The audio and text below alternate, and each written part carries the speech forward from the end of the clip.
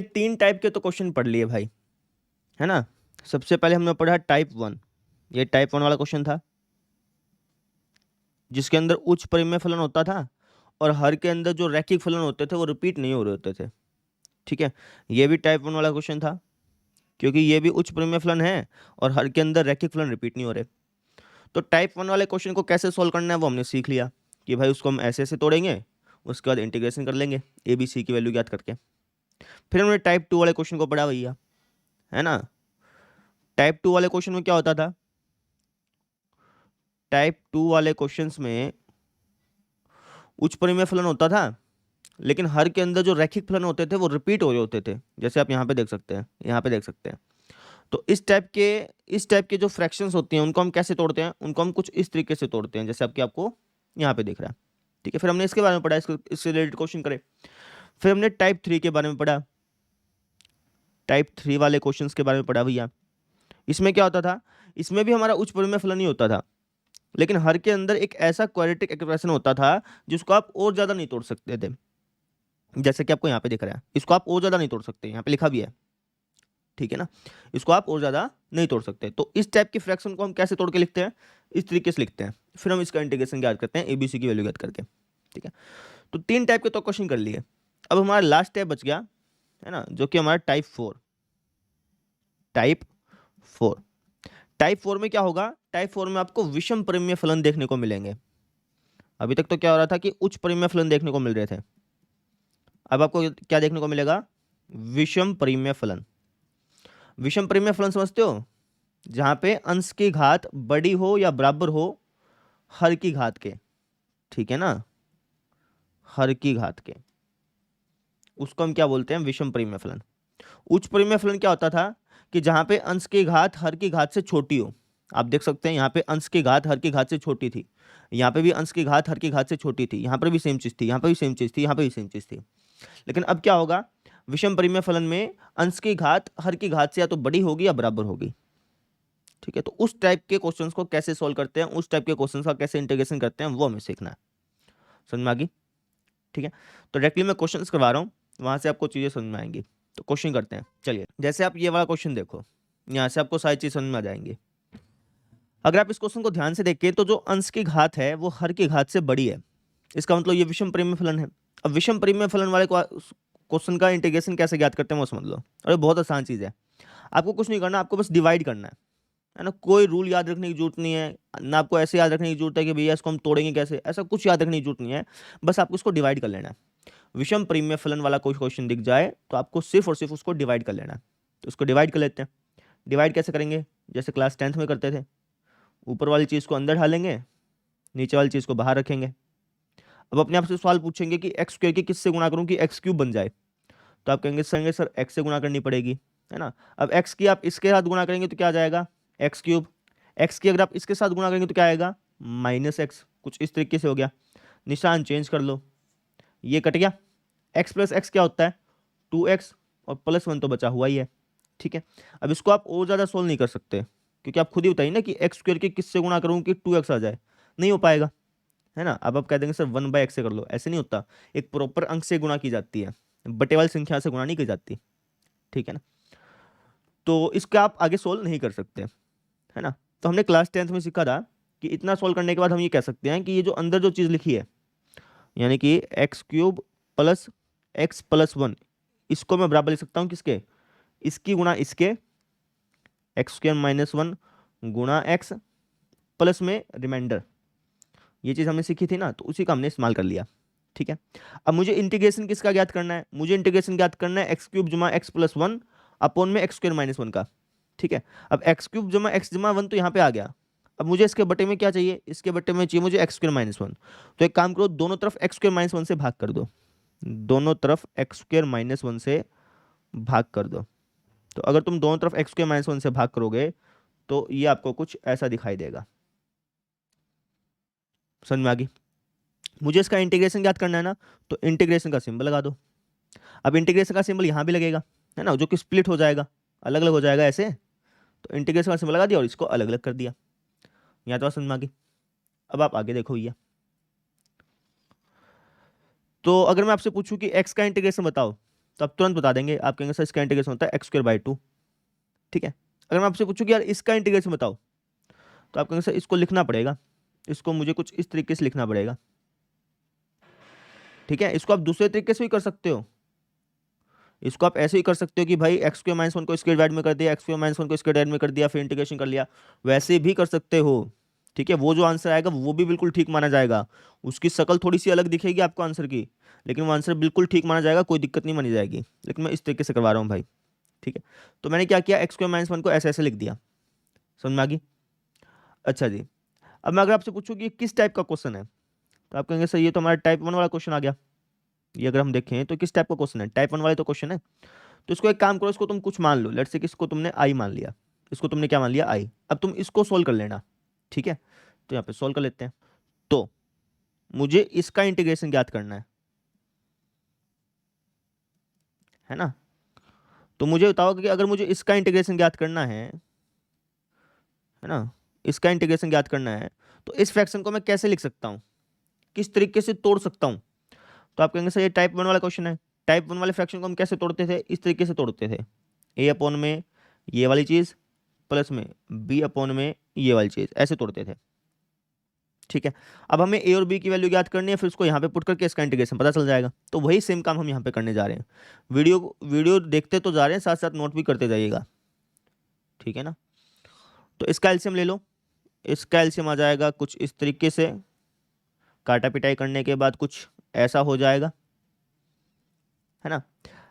अब यहाँ से a और b की वैल्यू ज्ञात करते हैं। तो अगर मुझे a की वैल्यू ज्ञात करनी है तो मुझे b को 0 बनाना पड़ेगा। b को 0 बनाने के लिए मुझे मानना पड़ेगा x को क्या, -1 मानना पड़ेगा, जिससे कि b 0 हो जाए और a की वैल्यू निकल जाए। तो अगर x को मैं -1 मानूंगा तो ये क्या हो जाएगा, ये हो जाएगा -2 + 1, यानी कि -1 बराबर a इंटू -2 प्लस में b इंटू 0। तो a की वैल्यू क्या आ गई, 1/2 आ गई।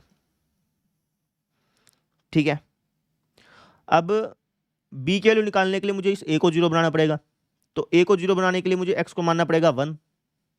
ठीक है, अगर मैं x को 1 मानूंगा तो ये क्या हो जाएगा, ये हो जाएगा 3 बराबर, ये क्या हो जाएगा, ये हो जाएगा a इंटू 0, और ये क्या हो जाएगा, ये हो जाएगा b इंटू 2।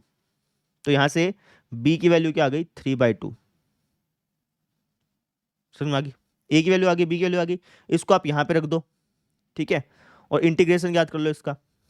तो मुझे इंटीग्रेशन याद करना था 2x + 1 में x + 1 इंटू x-1 का। ठीक है, तो ये बराबर था हमारा a/, में x + 1। a की वैल्यू हमारे पास क्या है, 1/2, तो यहाँ पे रख देता हूँ 1/2 में x + 1, इंटीग्रेशन का सिंबल लगा रखा है। ठीक है, b की वैल्यू क्या है, b की वैल्यू 3/2, इसको यहाँ पे पुट करते हैं, इंटीग्रेशन का सिंबल लगाते हैं, तो ये आपको कुछ इस तरीके से दिखाई देगा। यहाँ तक बात समझ में आ गई। ठीक है, थोड़ा सा नीचे लेके जा रहा हूँ क्योंकि थोड़ा सा लेंथी है क्वेश्चन, है ना, आसान है लेकिन थोड़ा लेंथी हो जाता है। ठीक है, अब 1/2 को तुम बाहर निकाल लो, तो ऊपर डेरिवेटिव है, नीचे फंक्शन है, तो इसका इंटीग्रेशन क्या होगा, लॉग फंक्शन होगा। यहाँ पे भी एक काम करो, 3/2 को तुम बाहर निकाल लो, ऊपर डेरिवेटिव नीचे फंक्शन है, तो इसका डेरिवेटिव क्या होगा, इसका इंटीग्रेशन क्या होगा, लॉग फंक्शन होगा। ठीक है, प्लस ही लगा दो। तो ये हमारे पास किसकी वैल्यू आ गई, ये हमारे पास इसकी वैल्यू आ गई। ठीक है, इसकी कह लो या फिर कह लो कि आई की वैल्यू आ गई। अभी जो आई की वैल्यू आई है इसको मैं क्वेश्चन के अंदर पुट कर दूंगा, ये कहाँ गया कहाँ गया कहाँ गया, यहाँ पे पुट कर दूंगा। समझ में आ गई, आई बात समझ में। इसको लेट से मैं समीकरण नंबर 1 बोल देता हूँ, थोड़ा जूम आउट करके दिखाऊं। क्वेश्चन आसान है लेकिन थोड़ा सा लेंथी है भैया। ये जो वैल्यू आई इसको मैं कहाँ पे पुट कर दूंगा, यहाँ पे पुट कर दूंगा, और जिससे कि मुझे क्या होगा कि इसका इंटीग्रेशन पता चल जाएगा, और वही मुझे चाहिए था। ठीक है ना, थोड़ा जूम आउट और कर रहा हूँ, थोड़ा छोटा दिखेगा लेकिन एक पेज पे दिखेगा तुमको, समझ रहे हो। ये ऐसे क्वेश्चन था, बहुत छोटा दिख रहा होगा, है ना, कोई बात नहीं। तो एक काम करते हैं, इस ये जो आई की वैल्यू आई इसको मैं यहाँ पे पुट कर देता हूँ, इसको कॉपी कर लूँ फिर मैं बड़ा करता हूँ इसको। ये जो आई की वैल्यू आई इसको मैं इसके अंदर ढाल दूंगा क्योंकि मुझे इसका इंटीग्रेशन चाहिए ना। ठीक है, ये जो मैंने काम किया ना, ये वाला जो मैंने काम किया है इसको एक बार हाईलाइट कर दूं।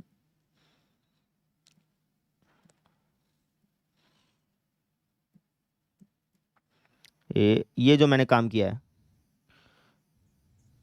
ये तो आप ऐसे समझो कि रफ का काम था, टीचर को करके दिखाना है लेकिन आप ऐसे समझो कि ये रफ का काम था, समझ रहे हो। ये जो मैंने ग्रीन कलर कर रहा हूँ ना जिसको मैं, ये जो मैंने काम किया बेटा, ये तो सिर्फ इसलिए किया है ताकि मुझे इसका इंटीग्रेशन पता चल जाए। ठीक है, इसका इंटीग्रेशन निकाल के देखा, आप ऐसे समझो कि ये तो रफ में काम किया है, ऐसे समझो आप, समझ में आ गई? ठीक है ना, बस हमने इसका इंटीग्रेशन ज्ञात करने के लिए इसका यूज़ किया, बस इसकी वैल्यू को हम यहाँ पे पुट कर देंगे, इसका इंटीग्रेशन मिल जाएगा, ये चीज़ थी। ठीक है, थोड़ा जूम इन कर लेता हूँ।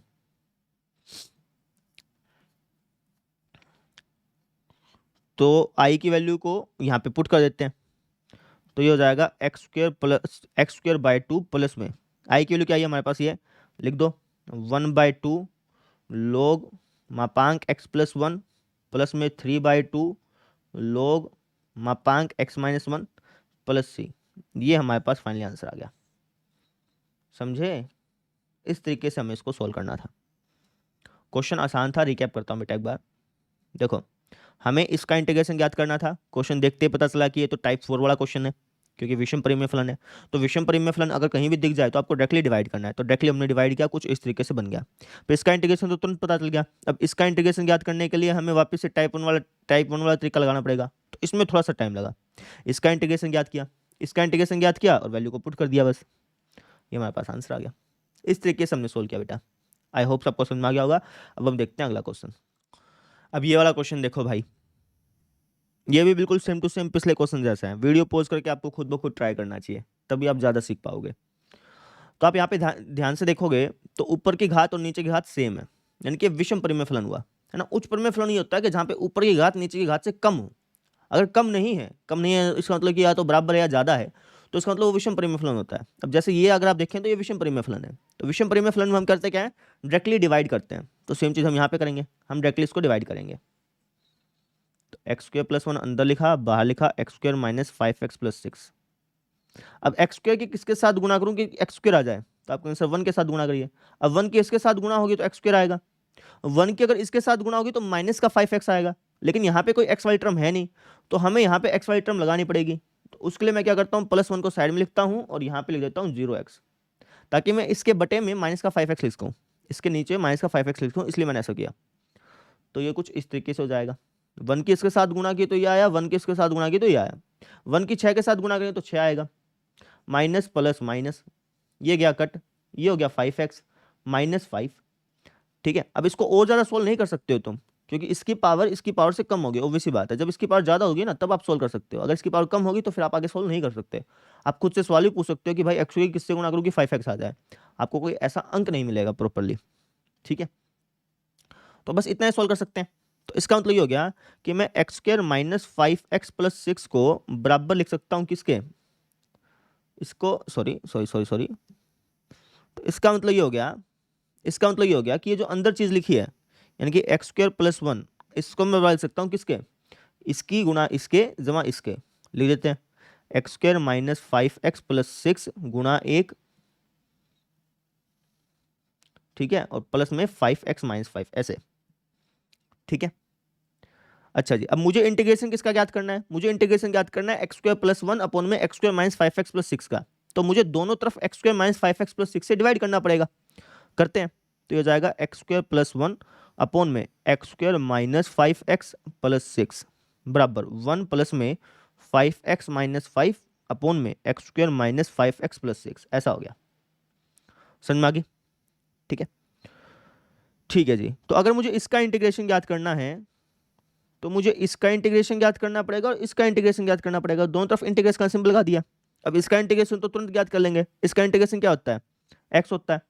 इसका इंटीग्रेशन ज्ञात करने के लिए मुझे वापस से देखना पड़ेगा कि ये किस टाइप का क्वेश्चन है।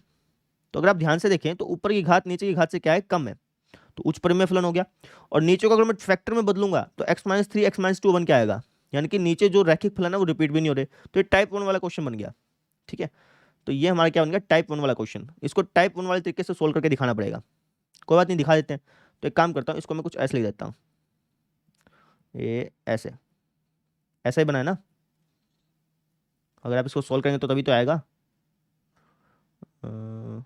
हाँ ठीक है, ऐसे ही बना है। ठीक है, तो टाइप 1 वाला क्वेश्चन गया, तो इसको अलग से सोल्व करके दिखाना पड़ेगा, इसकी वैल्यू निकालनी पड़ेगी बेटा, इसकी वैल्यू निकालने के बाद वापस यहाँ पे रख दूंगा। ठीक है, इसको एक काम करो, इसको आई मान लो, इसको क्या मान लो, आई मान लो, मान लेते हैं, ये हो जाएगा x प्लस, इसको मैंने मान लिया आई। ठीक है, अब मुझे इस आई की वैल्यू ज्ञात करनी है। ठीक है, अब इसकी वैल्यू कैसे ज्ञात करेंगे, तो आप कहेंगे तो टाइप 1 वाला क्वेश्चन है, टाइप 1 वाले क्वेश्चन को कैसे सोल्व करते हैं, बताया था मैंने आपको, तो उसी तरीके से इसको सॉल्व कर लो। ठीक है, तो आप कहेंगे कि ये जो हमारे पास यहाँ पे फ्रैक्शन लिखी है इसको हम तोड़ करके लिखेंगे। इसको हम कैसे तोड़ के लिख सकते हैं, इसको हम कुछ इस तरीके से लिख सकते हैं। ठीक है, अब एलसीएम उलसीएम लो, ए और बी की वैल्यू ज्ञात करो, फिर इसका इंटीग्रेशन ज्ञात करो, फिर इसको यहाँ पर रख देना, आपका आंसर आ जाएगा। समझ में आ गई? ठीक है, तो करते हैं। तो अगर मैं इसका एलसीएम उलसीएम लेके काटा पिटाई करूंगा तो ये हमें कुछ इस तरीके से दिखाई देगा। ठीक है, अच्छा जी, अब ए की वैल्यू निकालने के लिए मुझे इस बी को जीरो बनाना पड़ेगा, और बी भी जीरो तब बनेगा जब एक्स की वैल्यू 3 हो। तो एक काम करता हूँ, मैं एक्स की वैल्यू को मान लेता हूँ 3। तो ये हो जाएगा 5 से 15 माइनस 5 यानी कि 10 बराबर, ये हो जाएगा हमारे पास ए, और ये तो हमारे पास शून्य हो गया। ठीक है, अब बी की वैल्यू निकालने के लिए मुझे इस ए को जीरो बनाना पड़ेगा, उसके लिए मुझे एक्स को मानना पड़ेगा 2। तो ये हो जाएगा 5 दूनी 10 माइनस 5 यानी कि 5 बराबर, ये तो शून्य ही हो गया, और ये हो जाएगा हमारे पास माइनस का बी, यानी कि बी की वैल्यू क्या आ गई, माइनस का 5 आ गई। ए और बी की वैल्यू आ गई, इसको मैं यहाँ पे पुट कर दूंगा और इंटीग्रेशन निकाल लूंगा इसका। ठीक है, तो integration of 5x minus 5 upon में x minus 3 into x minus 2 D x बराबर हो जाएगा किसके, ए की वैल्यू क्या है 10, इसको यहाँ पे पुट कर दो, इंटीग्रेशन लगा दो, तब 10 अपॉन में x माइनस 3 का इंटीग्रेशन माइनस 5 अपॉन में x माइनस 2 का इंटीग्रेशन। अब इसका इंटीग्रेशन क्या होगा, 10 को बाहर निकाल लो, 1 अपॉन एक्स माइनस 3 का इंटीग्रेशन क्या होगा, log x माइनस 3। ठीक है, 5 को बाहर निकाल लो, 1 अपॉन में एक्स माइनस 2 का इंटीग्रेशन क्या होगा, log x माइनस 2। अब प्लस ये लगाना है, ये हमारे पास किसकी वैल्यू निकल गई, ये हमारे पास आई की वैल्यू निकल गई। अब इस आई की वैल्यू को मैं कहाँ पे पुट कर दूंगा, इस आई की वैल्यू को मैं यहाँ पे पुट कर दूंगा, इसको लेट से इक्वेशन नंबर 1 मान लिया। ठीक है, तो समीकरण 1 में मान रखने पर आई का जो मान है उसको मैं समीकरण 1 में रख रहा हूं। ठीक है, समीकरण 1 हमारी क्या थी बेटा, समीकरण 1 थी हमारे पास ये, है ना, और ये किसके बराबर था, ये इसके बराबर था। इसका मतलब ये हो गया समीकरण 1 हमारी क्या थी, तो समीकरण 1 थी हमारे पास integration of X square plus 1 upon में क्या था भैया, अपॉन में था X square minus 5x plus 6, X square minus 5x plus 6, इसका जो इंटीग्रेशन है ये बराबर आया था हमारा x प्लस आई के, है ना। आई की वैल्यू पुट कर देते हैं, आई की वैल्यू हमारे पास क्या आई है, आई की वैल्यू आई है सर जी, ये लिख दो, समझ रहे हो। तो इस तरीके से हमने इसको सॉल्व कर लिया, आई होप आपको समझ में आया होगा। एक बार रिकैप कर देता हूँ, है ना, और उसके बाद फिर हमारी आंसर निकल चुका है। इस तरीके से सॉल्व करना था, रिकैप कर देता हूँ बेटा। तो सबसे पहले हमें ये देखना है कि किस टाइप का क्वेश्चन है, तो आप कहें से जो टाइप 4 वाला क्वेश्चन है, तो डायरेक्टली डिवाइड करना है टाइप 4 वाले क्वेश्चन में। डायरेक्टली डिवाइड किया और हमारे पास आंसर ही आ गया। अब मुझे बस इस आई की वैल्यू ज्ञात करनी थी, तो मैंने इस आई की वैल्यू को कुछ इस तरीके से ज्ञात किया। ये जो आप काम देख रहे हैं ना, ये तो एक्स्ट्रा काम था इसलिए देखा जाए तो, लेकिन टीचर को करके दिखाना पड़ेगा कि आपने आई की वैल्यू निकाली कैसे। ठीक है ना, तो हमने इस आई की वैल्यू ज्ञात करी, इस आई की वैल्यू को ज्ञात करने के बाद आई की वैल्यू को पुट कर दिया, पुट करने के बाद हमारे पास आंसर आ गया, यानी कि इसका इंटीग्रेशन ही होगा। समझ में आई बात, क्लियर है। ठीक है, अगला क्वेश्चन देखो, इस क्वेश्चन को आप खुद ब खुद करिएगा।